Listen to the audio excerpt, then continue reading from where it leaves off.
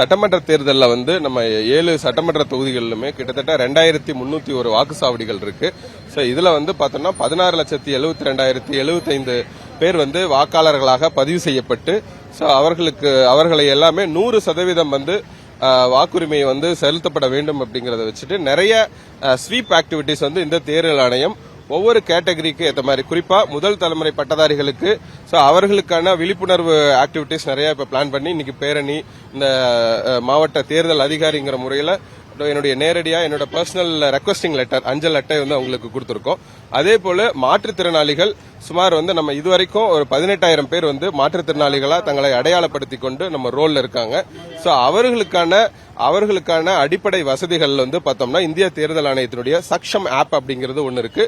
அது கூட சேர்ந்துட்டு அவங்களுக்கு 100% அவர்களுக்கு வீல் சேர் வேணுமா இல்ல பிக்கப் டிராப் வசதிகள் இருக்கு. சோ அந்த மாதிரி அவங்க வீட்டிலேயே போய் 40% மேற்பட்ட பெஞ்ச் மார்க் டிசபிலிட்டின்னு சொல்லுவாங்க. சோ அவங்கள வந்து அவங்க வீட்டிலேயே போயிட்டு அவங்களுடைய ஓட்டை தபால் ஓட்டாக பதிவு செய்யறதுக்கும் அவர்களுக்கு ஒரு வாய்ப்பு இருக்கு.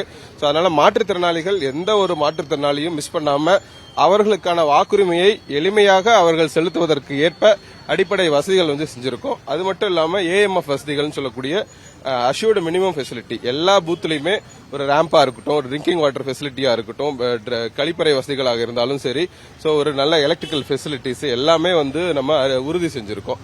இதை தாண்டி 100 வயதுக்கும் மேற்பட்ட வாக்காளர்கள் நம்ம கிட்ட கிட்டத்தட்ட 76 பேர் வந்திருக்காங்க.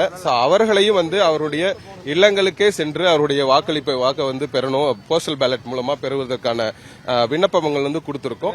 சோ அந்த மாதிரி ஒவ்வொரு கேட்டகரியா தேர்ட் ஜெண்டரா இருந்தாலும் சரி, மாற்றுத்திறனாளிகளாக இருந்தாலும் சரி, சீனியர் சிட்டிசன் 85+ ஓட்டர்ஸா இருந்தாலும் சரி, சோ அந்த மாதிரி நிறைய முயற்சிகள் இந்திய தேர்தல் ஆணையத்தினுடைய அறிவுறுத்தலின்படி புதிய முன்னெடுப்புகள் எடுத்திருக்கோம். சோ கட்டாயம் லாஸ்ட் டைம் வந்து நமக்கு சட்டமன்ற தேர்தலில் 76% ஓவராலா மாவட்டத்தில் இருந்தது. சோ அதை வந்து இந்த தடவை 100% கொண்டு வரணும் அப்படிங்கிறதுக்காக தான் நிறைய முயற்சிகள், ஸ்வீப் ஆக்டிவிட்டிஸ், உங்களை போன்ற செய்தி தொலைக்காட்சி நிறுவனங்களாக இருந்தாலும் சரி, நிறைய பேரோட எல்லாருடைய ஒத்துழைப்போடு நிறைய ஆக்டிவிட்டிஸ் பிளான் பண்றோம். இன்னொரு 25 நாள் இருக்கு.